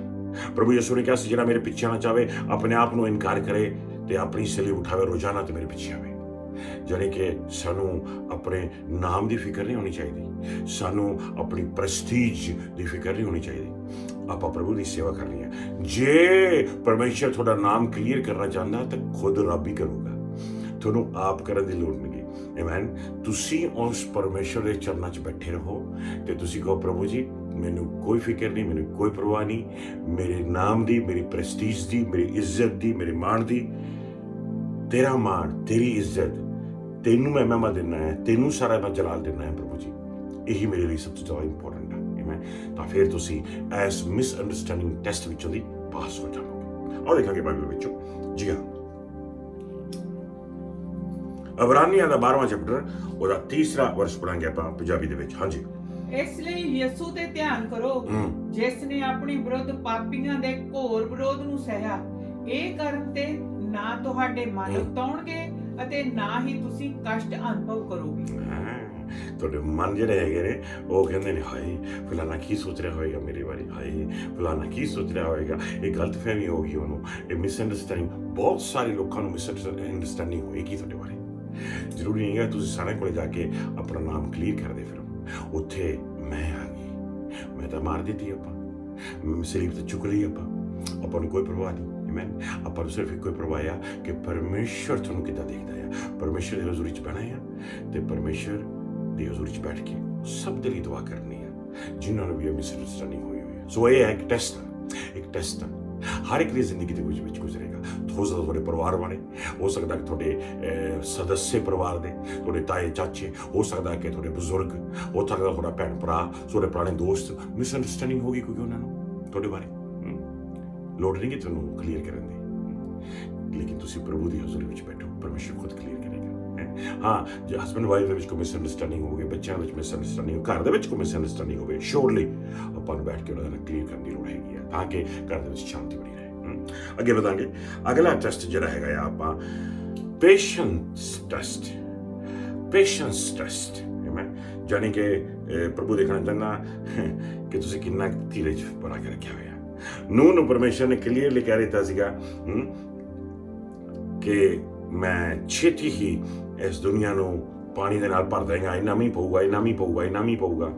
ਤੇ ਕਿੰਨੇ ਸਾਲ ਲੱਗ ਗਏ ਉਹਨੂੰ ਕਿਸ਼ਤੀ ਬਣਾਉਂਦੇ ਨੂੰ, ਤੇ ਬਾਅਦ ਵਿੱਚ ਜਦੋਂ ਮੀਂਹ ਪਿਆ ਉਹ ਕਹਿ ਲਓ ਕਿ ਕਿਸ਼ਤੀ ਜਿਹੜੀ ਸੀ ਪਾਣੀ 'ਚ ਚਲੀ ਗਈ ਉੱਪਰ, ਤੇ ਉੱਥੇ ਵੀ ਕਿੰਨੇ ਦਿਨ ਸਾਲ ਹੀ ਨਾ ਲੱਗ ਗਿਆ ਤਕਰੀਬਨ ਉਹ ਕਿਸ਼ਤੀ ਨੂੰ ਉਤਰਦੇ ਨੂੰ। ਨੂੰਹ ਜਿਹੜਾ ਸੀਗਾ ਉਹ ਇੰਤਜ਼ਾਰ ਕਰਦਾ ਰਿਹਾ, ਪੇਸ਼ੈਂਸ ਦੇ ਵਿੱਚ ਬੈਠਾ ਰਿਹਾ, ਉਹ ਉਡੀਕਦਾ ਰਿਹਾ। ਪਰਮੇਸ਼ਰ ਉਹਦਾ ਧੀਰਜ ਦੇਖਣਾ ਚਾਹੁੰਦਾ ਸੀਗਾ ਵੀ ਕਿੰਨਾ ਕੁ ਧੀਰਜ ਹੈਗਾ ਉਹਦੇ ਵਿੱਚ, ਤਾਂ ਕਿ ਉਹ ਪੇਸ਼ੈਂਸ ਜਿਹੜਾ ਸੀ ਉਹ ਪਾਸ ਕਰ ਜੇ ਇਹ ਟੈਸਟ। ਪ੍ਰਭੂ ਯਿਸੂ ਮਸੀਹ ਜੀ ਦੀ ਜ਼ਿੰਦਗੀ ਦੇ ਵਿੱਚ ਵੀ ਇਹ ਪੇਸ਼ੈਂਸ ਦਾ ਟੈਸਟ ਉਹਨਾਂ ਨੇ ਪਾਰ ਕੀਤਾ। ਇੰਤਜ਼ਾਰ ਕੀਤਾ, ਪਾਰ ਕੀਤਾ। ਸੋ ਹਰ ਇੱਕ ਦੀ ਜ਼ਿੰਦਗੀ ਦੇ ਵਿੱਚ ਇਹ ਪ੍ਰਤਿਆਵਾ ਆਵੇਗਾ, ਇੱਕ ਟੈਸਟ ਆਵੇਗਾ ਜਦੋਂ ਤੁਹਾਨੂੰ ਪਰਖਿਆ ਜਾਵੇਗਾ ਕਿੰਨੀ ਕੁ ਪੇਸ਼ੈਂਸ ਆ ਤੁਹਾਡੇ ਵਿੱਚ। ਤੁਹਾਨੂੰ ਪ੍ਰਭੂ ਦੀ ਹਜ਼ੂਰੀ ਵਿੱਚ ਬਹਿ ਕੇ, ਉਹਦੇ ਵਚਨਾਂ ਦੇ ਵਿੱਚ ਬਹਿ ਕੇ ਪਰਮੇਸ਼ਰ ਦਾ ਧੰਨਵਾਦ ਕਰਨਾ ਚਾਹੀਦਾ ਹੈ ਤਾਂ ਕਿ ਤੁਸੀਂ ਉਸ ਧੀਰਜ ਦੇ ਵਿੱਚੋਂ ਦੀ ਗੁਜ਼ਰੋ ਤੇ ਪਰਮੇਸ਼ਰ ਤੁਹਾਨੂੰ ਬਰਕਤ ਦੇਵੇ। ਵੱਖਰੇ ਟਾਈਮ ਤੇ ਪਰਮੇਸ਼ਰ ਤੁਹਾਨੂੰ ਟੈਸਟ ਕਰਦਾ ਹੈ, ਟੈਸਟ ਕਰੇਗਾ ਦੇਖਣ ਦੇ ਵਾਸਤੇ ਤੁਹਾਡੇ ਵਿੱਚ ਕਿੰਨਾ ਕੁ ਧੀਰਜ ਹੈਗਾ। ਆਮੀਨ। Praise the Lord. ਅੱਗੇ ਚੱਲਾਂਗੇ ਪ੍ਰਭੂ ਦੇ ਪਰਮ ਆਪਾਂ। ਹਾਲੇਲੂਇਆ। ਅਗਲਾ ਜਿਹੜਾ ਆਪਾਂ ਟੈਸਟ ਦੇਖਣ ਜਾ ਰਹੇ ਹੈਗਾ, ਪੜਾਂਗੇ 2 ਕੋਰਿੰਥੀਅਨ ਚੈਪਟਰ 11 ਉਹਦਾ ਆਪਾਂ 17ਵੇਂ ਵਰਸ ਤੋਂ ਲੈ ਕੇ ਪੜਾਂਗੇ ਅੱਗੇ ਤੱਕ। ਵੈਸੇ ਤਾਂ ਤੁਸੀਂ 12ਵੇਂ ਚੈਪਟਰ ਤੱਕ ਜਾ ਸਕਦੇ ਹੈਗੇ ਹੋ, 12ਵੇਂ ਚੈਪਟਰ ਦੇ ਪਹਿਲੇ ਵਰਸ ਤੱਕ ਜਾ ਸਕਦੇ ਹੋ, ਲੇਕਿਨ ਕੁਝ ਵਰਸਿਸ ਆਪਾਂ ਪੜਾਂਗੇ ਆਪਾਂ ਜਿਹਦੇ ਵਿੱਚ ਪੌਲੂਸ ਦੀ ਜ਼ਿੰਦਗੀ ਤੇ ਪੌਲੂਸ ਦੀ ਮਿਨਿਸਟਰੀ ਦੇ ਵਿੱਚ ਆਪਾਂ ਦੇਖਾਂਗੇ ਕਿ ਫਰੂਸਟ੍ਰੇਸ਼ਨ ਟੈਸਟ, ਜਾਨੀ ਕਿ ਬੰਦਾ ਫਰਸਟ੍ਰੇਟ ਹੋ ਜਾਂਦਾ ਹੈ। ਉਹ ਫਰਸਟ੍ਰੇਸ਼ਨ ਟੈਸਟ ਜਿਹੜਾ ਹੈਗਾ ਆ, ਤੁਸੀਂ ਕਹਿੰਦੇ ਹੋ ਕਿ ਮੈਂ ਆਹ ਵੀ ਕਰਦਾ ਥੱਕ ਗਿਆ, ਮੈਂ ਆਹ ਕਰਦਾ ਥੱਕ ਗਿਆ, ਮੈਂ ਬਾਈਬਲ ਸਟੱਡੀ ਦਿੰਦਾ ਥੱਕ ਗਿਆ, ਮੈਂ ਪ੍ਰੇਅਰ ਕਰਦਾ ਥੱਕ ਗਿਆ, ਮੈਂ ਲੋਕਾਂ ਦੀ ਸੇਵਾ ਕਰਦਾ ਥੱਕ ਗਿਆ। ਉਹ ਲੋਕ ਫਿਰ ਆਪਣਾ ਮੂੰਹ ਉਠਾ ਕੇ ਕਿਸੇ ਹੋਰ ਪਾਸੇ ਚਲੇ ਗਏ। ਨਹੀਂ, ਫਰਸਟ੍ਰੇਟ ਹੋਣ ਦੀ ਕੋਸ਼ਿਸ਼ ਕਰਦਾ ਹੈ ਸ਼ੈਤਾਨ ਕਿ ਤੁਸੀਂ ਫਰਸਟ੍ਰੇਟ ਹੋ ਜਾਓ। ਥੱਕ ਗਿਆ ਹੈਗਾ ਮੈਂ ਬੱਚਿਆਂ ਤੋਂ, ਥੱਕ ਗਿਆ ਹੈਗਾ ਮੈਂ ਘਰ ਵਾਲਿਆਂ ਤੋਂ, ਥੱਕ ਗਿਆ ਹੈਗਾ ਮੈਂ ਇਸ ਦੁਨੀਆ ਤੋਂ, ਥੱਕ ਗਿਆ ਹੈਗਾ ਮੈਂ ਇਸ ਗੌਰਮੈਂਟ ਤੋਂ, ਥੱਕ ਗਿਆ ਹੈਗਾ ਮੈਂ ਦੁਬਾਰਾ ਫੇਲ ਹੈ, ਹੁਣ ਆਹ ਦੁਖਦਾ ਸੀ ਅੱਜ ਆਹ ਦੁਖਣ ਲੱਗ ਗਿਆ, ਥੱਕ ਗਿਆ ਹੈਗਾ ਮੈਂ ਬਹੁਤ ਜ਼ਿਆਦਾ ਥੱਕ ਗਿਆ, ਮੈਂ ਫਰਸਟ੍ਰੇਟ ਹੋਇਆ ਪਿਆ ਆ। ਬਸ ਜੀ ਫਰਸਟ੍ਰੇਸ਼ਨ ਚੱਲ ਰਹੀ ਹੈ, ਬਹੁਤ ਜ਼ਿਆਦਾ ਫਰਸਟ੍ਰੇਟ ਹੋਇਆ ਪਿਆ, ਉਹ ਤਾਵਲਾ ਹੋਇਆ ਪਿਆ। ਬਸ ਜੀ ਮੈਨੂੰ ਪਤਾ ਲੱਗਦਾ ਮੈਂ ਕੀ ਕਰਾਂ। ਕਈ ਭਾਈ ਕਹਿੰਦੇ ਨੇ ਇੱਦਾਂ, ਭੈਣਾਂ ਵੀ ਕਹਿੰਦੀਆਂ ਫਰਸਟ੍ਰੇਸ਼ਨ ਟੈਸਟ ਹੈ ਜੀ। ਇਸ ਟੈਸਟ ਦੇ ਵਿੱਚੋਂ ਦੀ ਪਰਮੇਸ਼ਰ ਨੂੰ ਗੁਜ਼ਾਰੇਗਾ। ਪੌਲੂਸ ਕਿੰਨੀ ਜ਼ਿਆਦਾ ਫਰਸਟ੍ਰੇਸ਼ਨ ਦੇ ਵਿੱਚੋਂ ਨਿਕਲ ਕੇ ਗਿਆ। ਕੁਝ ਵਰਸਿਸ ਪੜ੍ਹਦੇ ਹੈਗੇ ਆਪਾਂ, ਆਓ ਦੇਖੀਏ ਧਿਆਨ ਦੇਣਾ। ਲੇਕਿਨ ਇੱਕ ਟੈਸਟ ਹੈ, ਇੱਕ ਪ੍ਰਤਿਆਵਾ ਆਇਆ। ਪਰਮੇਸ਼ਰ ਨੂੰ ਇਸਤੇਮਾਲ ਕਰਨ ਤੋਂ ਪਹਿਲਾਂ ਇਹ ਟੈਸਟ ਦੇ ਵਿੱਚੋਂ ਦੀ ਤੁਹਾਨੂੰ ਗੁਜ਼ਾਰੇਗਾ।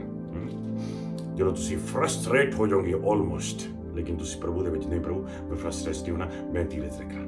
ਬੱਚਿਆਂ ਤੋਂ ਫਰਸਟ੍ਰੇਟ ਕਿੰਨੀ ਵਾਰ ਕਿਹਾ ਹੈਗਾ ਬੱਚਿਆਂ ਨੂੰ ਬਹਿ ਜਾਓ, ਭੱਜਣਾ ਨਹੀਂ ਗਿਆ, ਬਹਿ ਜਾਓ, ਫਿਰ ਨਹੀਂ ਸੁਣਦੇ। ਫਰਸਟ੍ਰੇਟ ਹੋ ਜਾਂਦਾ ਬੰਦਾ। ਲੇਕਿਨ ਪਰਮੇਸ਼ਰ ਤੁਹਾਨੂੰ ਗੁਜ਼ਾਰੇਗਾ ਉਸ ਟੈਸਟ ਵਿੱਚੋਂ ਚੈੱਕ ਕਰਨ ਦੇ ਵਾਸਤੇ ਕਿ ਤੁਸੀਂ ਇਸ ਟੈਸਟ ਨੂੰ ਪਾਰ ਕਰ ਲਿਆ ਹੈਗਾ ਆ, ਕਿ ਤੁਸੀਂ ਪ੍ਰਭੂ 'ਚ ਭਰੋਸਾ ਰੱਖਦੇ ਹੋ। ਨਹੀਂ ਕੋਈ ਗੱਲ ਨਹੀਂ, ਸਭ ਠੀਕ ਹੈ। ਉਦੋਂ ਫਿਰ ਤੁਸੀਂ ਉਸ ਟੈਸਟ ਨੂੰ ਪਾਰ ਕਰ ਲਿਆ, ਪਰਮੇਸ਼ਰ ਤੁਹਾਨੂੰ ਬਰਕਤ ਦਿੰਦਾ, ਆਸ਼ੀਰਵਾਦ ਦਿੰਦਾ ਹੈ। ਆਓ ਪੜਾਂਗੇ ਆਪਾਂ ਪਰਮੇਸ਼ਰ ਦੇ ਵਚਨ ਵਿੱਚੋਂ। ਜੀ ਹਾਂ, 2 ਕੋਰਿੰਥੀਅਨ 11ਵਾਂ ਚੈਪਟਰ ਉਹਦਾ 17ਵੇਂ ਵਰਸ ਤੋਂ ਲੈ ਕੇ ਪੜਾਂਗੇ ਆਪਾਂ 12ਵੇਂ ਤੱਕ। ਜੀ ਹਾਂ, ਇਹ ਮੈਂ ਜੋ ਕੁਝ ਵੀ ਇਹਨਾਂ ਮਾਣ ਨਾਲ ਕਹਿ ਰਿਹਾ ਹਾਂ, ਇਹ ਠੀਕ ਹੈ ਕਿ ਇਹ ਇੱਕ ਮਸੀਹੀ ਦਾ ਵਰਤਾਵਾ ਨਹੀਂ ਹੈ। ਇਹ ਤਾਂ ਸਰਾਸਰ ਮੂਰਖਤਾ ਹੈ। ਬਹੁਤ ਸਾਰੇ ਲੋਕ ਆਪਣੀਆਂ ਸੰਸਾਰਕ ਚੀਜ਼ਾਂ ਤੇ ਮਾਣ ਕਰਦੇ ਹਨ, ਤਾਂ ਫਿਰ ਮੈਂ ਵੀ ਕਿਉਂ ਨਾ ਕਰਾਂ। ਤੁਸੀਂ ਬਹੁਤ ਸਮਝਦਾਰ ਹੋ, ਇਸੇ ਲਈ ਤੁਸੀਂ ਤਾਂ ਉਸ ਸਮੇਂ ਵੀ ਖਿੜੇ ਮੱਥੇ ਝੱਲ ਲੈਂਦੇ ਹੋ ਜਦੋਂ ਤੁਹਾਡੇ ਤੇ ਕੋਈ ਹੁਕਮ ਚਲਾਉਂਦਾ ਹੈ, ਤੁਹਾਡੇ ਤੋਂ ਆਪਣਾ ਮਤਲਬ ਕੱਢਦਾ ਹੈ, ਤੁਹਾਨੂੰ ਆਪਣੀ ਕਪਟ ਚਾਲ ਨਾਲ ਧੋਖਾ ਦਿੰਦਾ ਹੈ, ਤੁਹਾਨੂੰ ਬੁਰੀ ਨਜ਼ਰ ਨਾਲ ਦੇਖਦਾ ਹੈ, ਅਤੇ ਇਥੋਂ ਤੱਕ ਕਿ ਜਦੋਂ ਕੋਈ ਤੁਹਾਡੇ ਮੂੰਹ ਤੇ ਚਪੇੜ ਮਾਰਦਾ ਹੈ। ਪਰ ਮੈਂ ਮੰਨਦਾ ਹਾਂ ਕਿ ਮੈਂ ਇਸ ਮਾਮਲੇ ਵਿੱਚ ਕਮਜ਼ੋਰ ਹਾਂ। ਪਰ ਜੇਕਰ ਕੋਈ ਦੂਜਾ ਕਿਸੇ ਹੋਰ ਚੀਜ਼ ਤੇ ਮਾਣ ਕਰਨ ਦਾ ਚਾਹਵਾਨ ਹੈ, ਮੈਂ ਇੱਕ ਮੂਰਖ ਦੀ ਤਰ੍ਹਾਂ ਬੋਲ ਰਿਹਾ, ਤਾਂ ਮੈਂ ਵੀ ਇਸ ਤਰ੍ਹਾਂ ਕਰ ਸਕਦਾ ਹਾਂ। ਅਤੇ ਤੁਸੀਂ ਦੇਖ ਸਕਦੇ ਹੋ ਵਰਡਿੰਗ ਅਪੋਸਟਲ ਪੌਲ ਦੀ, ਐਂ ਲੱਗਦਾ ਵੀ ਥੱਕ ਗਿਆ ਹੈਗਾ ਕੋਰਿੰਥੀਅਨ ਦੇ ਲੋਕਾਂ ਤੋਂ, ਉਹਨਾਂ ਦੇ ਲੀਡਰਸ ਤੋਂ, ਥੱਕ ਗਿਆ ਹੈਗਾ ਉਹਨਾਂ ਦੀਆਂ ਜ਼ਿੰਦਗੀਆਂ ਤੋਂ, ਵੀ ਕਿਸ ਤਰ੍ਹਾਂ ਦਾ ਵਿਵਹਾਰ ਕਰ ਰਹੇ ਨੇ। ਸੋ ਇਹ ਸਾਰਾ ਚੈਪਟਰ ਤੁਸੀਂ 12ਵੀਂ ਤੱਕ ਜਾ ਸਕਦੇ ਹੈਗੇ ਹੋ, ਪੜ੍ਹ ਸਕਦੇ ਹੈਗੇ ਹੋ। ਲੇਕਿਨ ਤੁਸੀਂ ਦੇਖੋ ਪੌਲੁਸ ਦੀ ਜ਼ਿੰਦਗੀ ਦੇ ਵਿੱਚੋਂ ਦੀ ਇਹ ਫਰਸਟ੍ਰੇਸ਼ਨ ਟੈਸਟ ਆਇਆ ਸੀ ਤੇ ਉਸ ਵਿੱਚੋਂ ਦੀ ਉਹ ਗੁਜ਼ਰਿਆ ਹੈ ਨਾ। ਸੋ ਪ੍ਰਭੂ ਦਾ ਧੰਨਵਾਦ ਕਰਦੇ ਹਾਂ ਕਿ ਪਰਮੇਸ਼ਰ ਨੇ ਉਹਨੂੰ ਤਾਕਤ ਦਿੱਤੀ ਤੇ ਪਰਮੇਸ਼ਰ ਨੇ ਉਹਨੂੰ ਆਪਣਾ ਆਸ਼ੀਰਵਾਦ ਦਿੱਤਾ। ਜੇ ਵਾਰ-ਵਾਰ ਤੁਹਾਨੂੰ ਕੋਈ ਕੁਝ ਕਹੀ ਜਾਵੇ ਤੁਸੀਂ ਫਰਸਟ੍ਰੇਟ ਹੋ ਜਾਂਦੇ ਹੋ। ਤੁਹਾਨੂੰ ਪਤਾ ਨਹੀਂ ਲੱਗਦਾ ਵੀ ਕੀ ਕਰਾਂ ਹੁਣ, ਮੈਂ ਗਾਹਾਂ ਕੀ ਕਰਾਂ। ਤੀਜ਼ ਨਾਲ ਸਹੀ ਜਾਓ। ਲੋਕਾਂ ਨੂੰ ਨਹੀਂ ਤੁਸੀਂ ਬਦਲ ਸਕਦੇ, ਲੇਕਿਨ ਤੁਸੀਂ ਪਰਮੇਸ਼ਰ ਦੀ ਹਜ਼ੂਰੀ ਦੇ ਵਿੱਚ ਆ ਕੇ ਪਰਮੇਸ਼ਰ ਦੀ ਹਜ਼ੂਰੀ ਤੁਹਾਨੂੰ ਬਦਲਦੀ ਹੈ, ਤਬਦੀਲ ਕਰਦੀ ਹੈ, ਲੇਕਿਨ ਤੁਸੀਂ ਉਸ ਪ੍ਰਤਿਆਵੇ ਦੇ ਵਿੱਚੋਂ ਨਹੀਂ ਨਿਕਲਦੇ, ਗੁਜ਼ਰਦੇ ਹੋ। ਅਗਲਾ ਟੈਸਟ ਦੇਖਾਂਗੇ, ਚੱਲ ਰਹੇ ਆਪਾਂ ਡਿਸਕਰੇਜਮੈਂਟ ਟੈਸਟ। ਮੇਰਾ ਖਿਆਲ ਆ ਤੇ ਇਹ ਡਿਸਕਰੇਜਮੈਂਟ ਟੈਸਟ ਤਾਂ ਸਾਰੇ ਹੀ ਆਪਾਂ ਕਹਿ ਲਓ ਕਿ ਬਹੁਤ ਦਫਾ ਗੁਜ਼ਰਦੇ ਹੈਗੇ ਆ ਇਸ ਟੈਸਟ ਦੇ ਵਿੱਚ।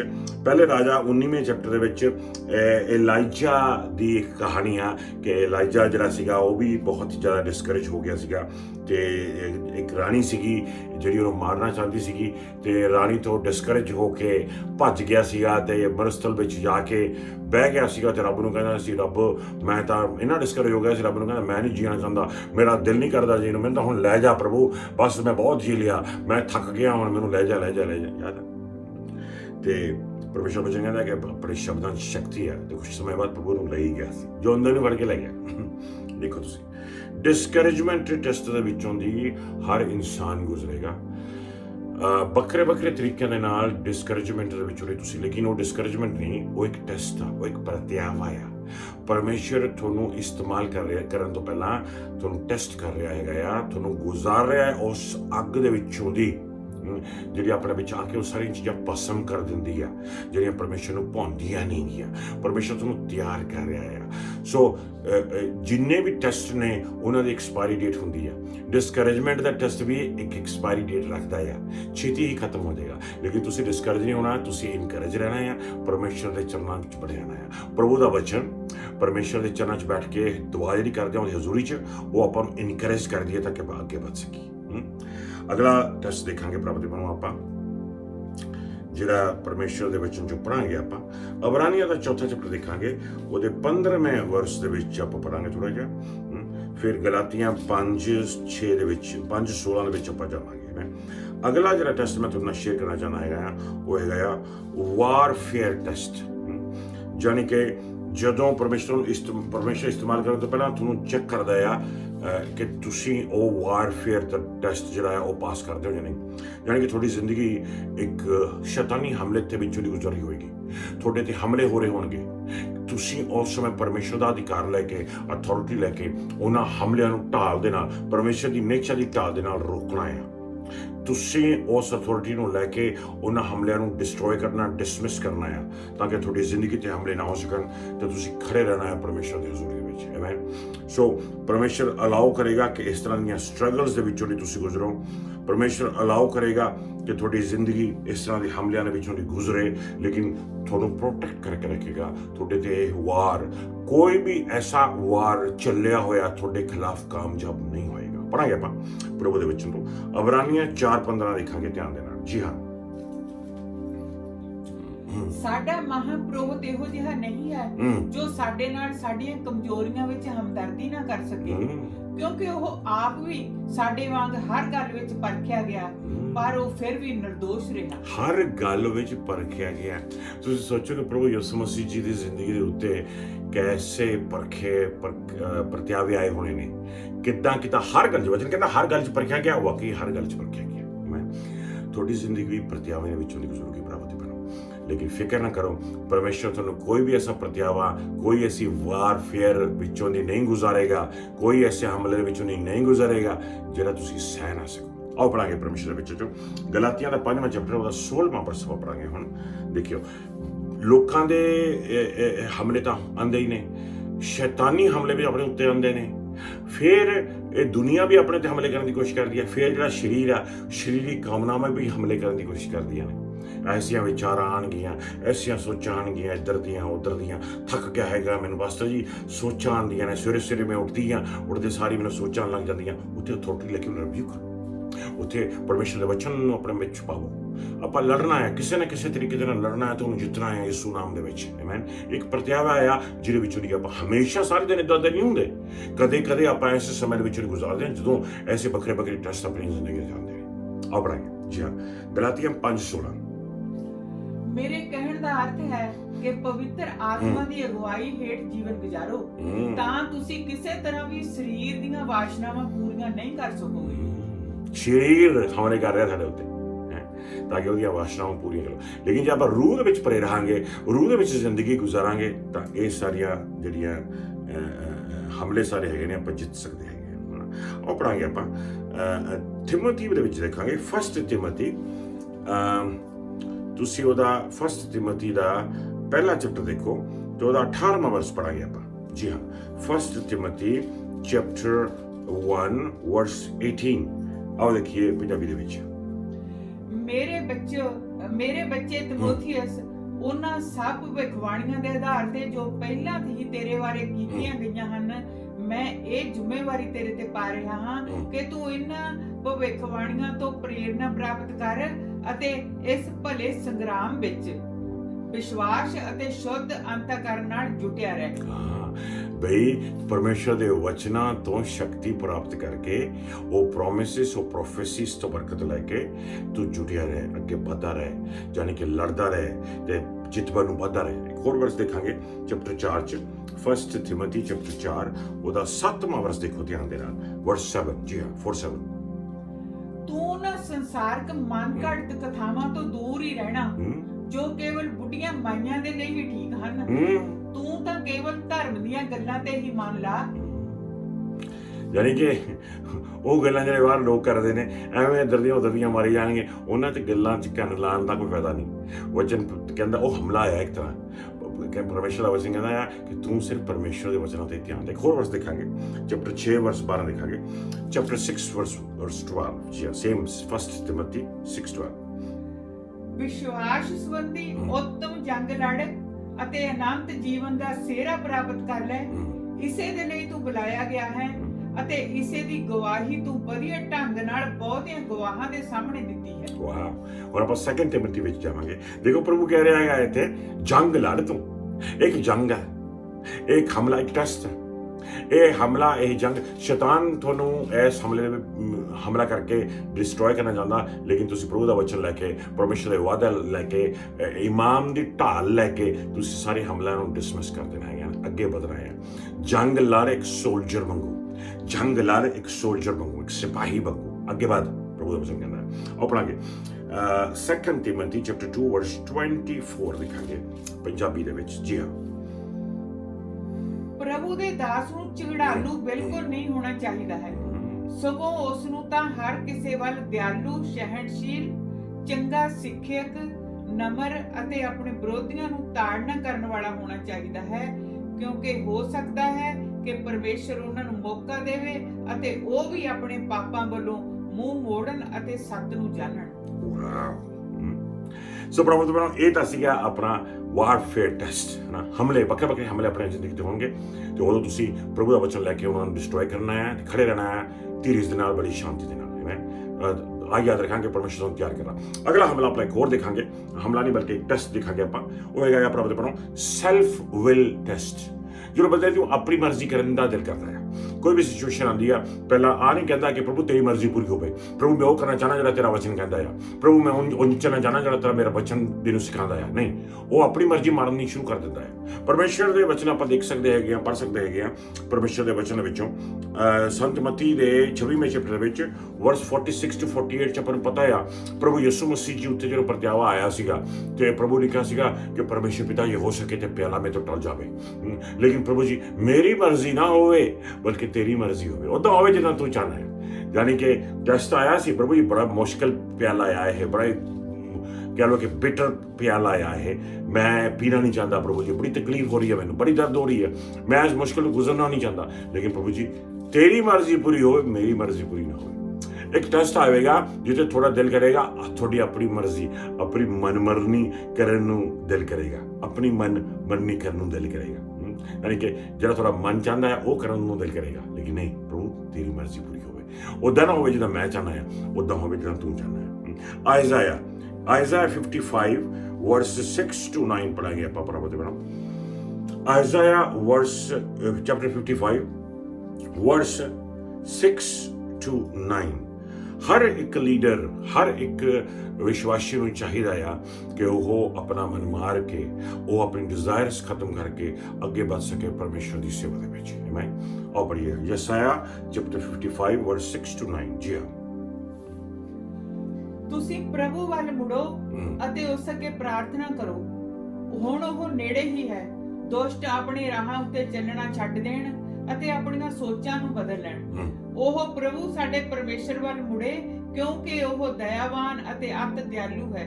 ਪ੍ਰਭੂ ਕਹਿੰਦਾ ਹੈ, ਮੇਰੇ ਵਿਚਾਰ ਤੁਹਾਡੇ ਵਿਚਾਰਾਂ ਜਿਹੇ ਨਹੀਂ ਹਨ ਅਤੇ ਮੇਰੇ ਰਾਹ ਤੁਹਾਡੇ ਤੋਂ ਫਰਕ ਹਨ।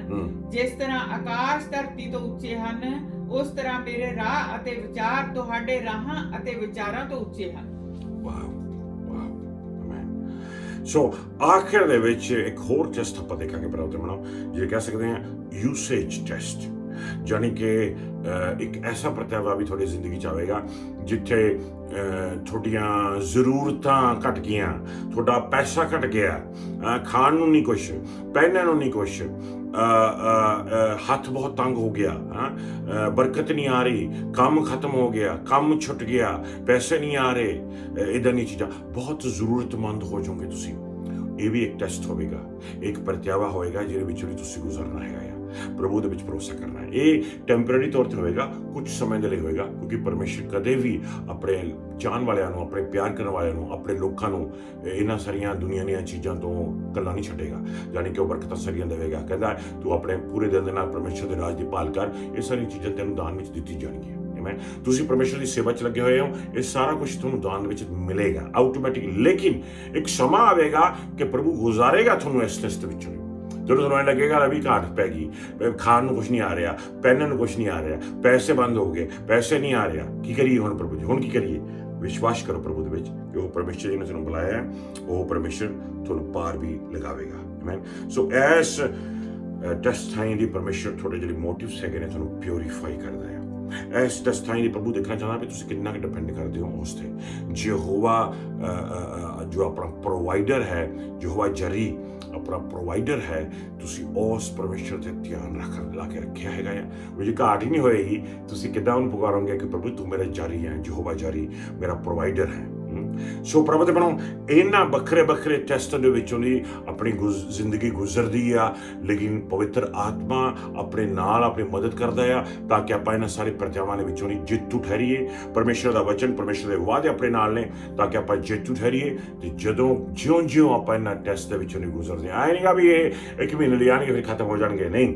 ਇੰਜ ਨਹੀਂਗਾ ਵੀ ਸਾਲ ਦੇ ਵਿੱਚ 2 ਟੈਸਟ ਆਉਣਗੇ ਫਿਰ ਖਤਮ ਹੋ, ਨਹੀਂ। ਇਹ ਲਗਾਤਾਰ ਚੱਲਦੇ ਰਹਿਣਗੇ, ਕਦੇ ਕੋਈ ਆ ਗਿਆ, ਕਦੇ ਕੋਈ ਆ ਗਿਆ, ਕਦੇ ਕੋਈ ਆ ਗਿਆ, ਕੋਈ ਉਹਦੇ ਤਾਂ ਤਾਂ ਹੀ ਜ਼ਰੂਰੀ ਹੈ ਕਿ ਪਰਮੇਸ਼ਰ ਦੇ ਵਚਨਾਂ ਨਾਲ ਆਪਣੇ ਆਪ ਨੂੰ ਭਰੇ ਰੱਖੀਏ, ਪਰਮੇਸ਼ਰ ਦੀ ਹਜ਼ੂਰੀ ਨਾਲ ਆਪਣੇ ਆਪ ਨੂੰ ਭਰੇ ਰੱਖੀਏ, ਪਰਮੇਸ਼ਰ ਦੇ ਨਾਲ ਸੰਗਤੀ ਕਰਦੇ ਰਹੀਏ, ਪਰਮੇਸ਼ਰ ਦੇ ਲੋਕਾਂ ਦੇ ਨਾਲ ਸੰਗਤੀ ਕਰਦੇ ਰਹੀਏ, ਉਹਨਾਂ ਨਾਲ ਉੱਠੀਏ ਬੈਠੀਏ ਜਿਹੜੇ ਪ੍ਰੇਰ ਵਿੱਚ ਲੱਗੇ ਹੋਏ ਨੇ, ਤਾਂ ਕਿ ਆਪਾਂ ਮਜ਼ਬੂਤ ਬਣੇ ਰਹੀਏ, ਤਕੜੇ ਬਣੇ ਰਹੀਏ ਤੇ ਇਹਨਾਂ ਪ੍ਰਤਿਆਵਿਆਂ ਵਿੱਚੋਂ ਨਿਕਲ ਕੇ ਪਰਮੇਸ਼ਰ ਆਪਾਂ ਨੂੰ ਪ੍ਰਮੋਟ ਕਰਦਾ ਜਾਵੇਗਾ, ਆਪਣਾ ਤਾਜ਼ਾ ਮਸਾ, ਤਾਜ਼ੀ ਅਥਾਰਟੀ, ਤਾਜ਼ੀ ਅਨੁਇੰਟਿੰਗ ਆਪਾਂ ਨੂੰ ਦੇਵੇਗਾ, ਤਾਂ ਕਿ ਪਰਮੇਸ਼ਰ ਦੇ ਹੱਥਾਂ ਵਿੱਚ ਆਪਾਂ ਇੰਸਟਰੂਮੈਂਟ ਬਣ ਕੇ ਯੂਜ਼ ਕੀਤੇ ਜਾਈਏ ਉਹਦੀ ਮਹਿਮਾ, ਉਹਦੇ ਜਲਾਲ ਵਾਸਤੇ।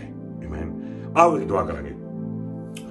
ਜੇ ਤੁਸੀਂ ਕਿਸੇ ਵੀ ਪ੍ਰਤਿਆਵੇ ਦੇ ਵਿੱਚੋਂ ਨਿਕਲ ਕੇ ਜਾ ਰਹੇ ਹੋ, ਮੈਂ ਚਾਹਾਂਗਾ ਅੱਜ ਤੁਸੀਂ ਇਹ ਪ੍ਰਤਿਆਵਾ ਪਰਮੇਸ਼ਰ ਦੀ ਹਜ਼ੂਰੀ ਚ ਰੱਖੋ ਤੇ ਪ੍ਰਭੂ ਨੂੰ ਕਹੋ, ਪ੍ਰਭੂ ਮੈਨੂੰ ਬਲ ਦੇ, ਮੈਨੂੰ ਤਾਕਤ ਦੇ, ਸੁਪਰਨੈਚੁਰਲ ਸ਼ਕਤੀ ਦੇ, ਤਾਂ ਕਿ ਮੈਂ ਇਸ ਪ੍ਰਤਿਆਵੇ ਵਿੱਚੋਂ ਨਿਕਲ ਕੇ ਪਾਸ ਹੋ ਸਕਾਂ ਤੇ ਉਹ ਬਰਕਤ ਪ੍ਰਾਪਤ ਕਰ ਸਕਾਂ ਜਿਹੜੀ ਤੂੰ ਬਰਕਤ ਨੂੰ ਦੇਣਾ ਚਾਹੁੰਦਾ ਹੈ। ਆਓ ਦੁਆ ਕਰੀਏ। ਪਰਮੇਸ਼ਰ ਪਿਤਾ ਪ੍ਰਭੂ ਯਿਸੂ ਮਸੀਹ ਜੀ ਦੇ ਨਾਮ ਦੇ ਵਿੱਚ ਮੈਂ ਸਾਰੇ ਭੈਣ ਭਰਾਵਾਂ ਨੂੰ ਤੁਹਾਡੀ ਹਜ਼ੂਰੀ ਚ ਲੈ ਕੇ ਆਉਣਾ ਚਾਹੁੰਦੇ ਹੈਗਾ ਆ, ਜਿਹੜੇ ਵੀ ਪ੍ਰਭੂ ਜੀ ਅੱਜ ਇਹ ਵਚਨ ਸੁਣ ਰਹੇ ਨੇ। ਮੈਨੂੰ ਨਹੀਂ ਪਤਾ ਪ੍ਰਭੂ ਜੀ ਉਹਨਾਂ ਦੀ ਜ਼ਿੰਦਗੀ ਕਿਸ ਪ੍ਰਤਿਆਵੇ ਦੇ ਵਿੱਚੋਂ ਨਿਕਲ ਕੇ ਜਾ ਰਹੀ ਆ, ਲੇਕਿਨ ਮੈਨੂੰ ਇਹ ਪਤਾ ਕਿ ਜਦੋਂ ਕੋਈ ਪ੍ਰਤਿਆਵੇ ਦੇ ਵਿੱਚੋਂ ਦੀ ਗੁਜ਼ਰਦਾ ਆ, ਇਹਦਾ ਮਤਲਬ ਹੁੰਦਾ ਆ ਕਿ ਪ੍ਰਭੂ ਜੀ ਉਹਦੀ ਜ਼ਿੰਦਗੀ ਤੇ ਪ੍ਰਮੋਸ਼ਨ ਆ ਰਹੀ ਆ। ਇਹਦਾ ਮਤਲਬ ਆ ਕਿ ਤੁਸੀਂ ਉਹਨੂੰ ਪ੍ਰਮੋਟ ਕਰਨ ਜਾ ਰਹੇ ਹੋ। ਇਹਦਾ ਮਤਲਬ ਆ ਕਿ ਤੁਸੀਂ ਉਹਨੂੰ ਪ੍ਰਭੂ ਜੀ ਉਸ ਜਗ੍ਹਾ ਤੋਂ ਕੱਢ ਕੇ ਅਗਲੀ ਜਗ੍ਹਾ ਦੇ ਵਿੱਚ ਭੇਜਣ ਜਾ ਰਹੇ ਹੋ। ਪਰਮੇਸ਼ਰ ਪਿਤਾ ਮੈਂ ਯਿਸੂ ਮਸੀਹ ਜੀ ਦੇ ਨਾਮ ਦੇ ਵਿੱਚ ਦੁਆ ਕਰਦਾ ਹਾਂ ਸਾਡੇ ਭੈਣ ਭਰਾਵਾਂ ਦੇ ਦਿਲਾਂ ਦੇ ਲਈ, ਮਨਾਂ ਦੇ ਲਈ। ਮੈਂ ਦੁਆ ਕਰਦਾ ਉਹਨਾਂ ਦੇ ਰੂਹ ਦੇ ਲਈ। ਮੈਂ ਪ੍ਰੇਅਰ ਕਰਦਾ ਪਰਮੇਸ਼ਰ ਪਿਤਾ ਕਿ ਤੁਸੀਂ ਆਪਣੀ ਬਰਕਤ ਦੇਵੋ, ਕਿ ਪਵਿੱਤਰ ਆਤਮਾ ਦੀ ਹਜ਼ੂਰੀ ਉਹਨਾਂ ਉੱਤੇ ਆ ਜਾਵੇ, ਕਿ ਪਰਮੇਸ਼ਰ ਦੇ ਵਚਨ ਉਹਨਾਂ ਉੱਤੇ ਆ ਜਾਣ, ਕਿ ਪਰਮੇਸ਼ਰ ਦਾ ਮਸਾ ਉਹਨਾਂ ਉੱਤੇ ਆ ਜਾਵੇ, ਤਾਂ ਕਿ ਪ੍ਰਭੂ ਜੀ ਹਰ ਪ੍ਰਤਿਆਵੇ ਦੇ ਵਿੱਚ ਬਲ ਪ੍ਰਾਪਤ ਕਰਕੇ, ਤਾਕਤ ਪ੍ਰਾਪਤ ਕਰਕੇ ਪ੍ਰਭੂ ਜੀ ਮਜ਼ਬੂਤੀ ਦੇ ਨਾਲ ਸਾਰੇ ਭੈਣ ਭਰਾ ਖੜੇ ਰਹਿਣ, ਅੱਗੇ ਵੱਧਦੇ ਰਹਿਣ, ਹਰ ਪ੍ਰਤਿਆਵੇ ਦੇ ਵਿੱਚੋਂ ਪਾਸ ਹੋ ਜਾਣ ਤੇ ਉਹ ਸਾਰੀਆਂ ਬਰਕਤਾਂ, ਉਹ ਸਾਰੀਆਂ ਗਹਿਰੀਆਂ ਡੂੰਘੀਆਂ ਬਰਕਤਾਂ ਜੋ ਪਰਮੇਸ਼ਰ ਨੇ ਸਾਡੇ ਵਾਸਤੇ ਇਕੱਠੀਆਂ ਕੀਤੀਆਂ ਹੋਈਆਂ ਨੇ, ਚੁਣੀਆਂ ਹੋਈਆਂ ਨੇ, ਉਹਨੂੰ ਹੱਥ ਪਾ ਸਕਣ ਤੇ ਆਪਣੀ ਜ਼ਿੰਦਗੀ 'ਚ ਪਰਮੇਸ਼ਰ ਦੀ ਮਹਿਮਾ ਗਾ ਸਕਣ ਤੇ ਜਾਨਾਂ ਬਚਾ ਸਕਣ। ਯਿਸੂ ਮਸੀਹ ਜੀ ਦੇ ਪਵਿੱਤਰ ਨਾਮ ਦੇ ਵਿੱਚ ਮੈਂ ਦੁਆ ਕਰਦਾ ਹਾਂ, ਤੁਹਾਡਾ ਧੰਨਵਾਦ ਕਰਦਾ ਹਾਂ। ਆਮੀਨ, ਆਮੀਨ ਤੇ ਆਮੀਨ। ਪਰਮੇਸ਼ਰ ਪਿਤਾ ਦਾ ਪਿਆਰ ਤੇ ਪ੍ਰਭੂ ਯਿਸੂ ਮਸੀਹ ਜੀ ਦੀ ਮਿਹਰ ਤੇ ਕਿਰਪਾ, ਪਵਿੱਤਰ ਆਤਮਾ ਦੀ ਸੰਗਤੀ ਸਭਨਾਂ ਨਾਲ ਹੋਵੇ ਹਮੇਸ਼ਾ, ਹਮੇਸ਼ਾ ਦੇ ਵਾਸਤੇ। ਜੈ ਮਸੀਹ।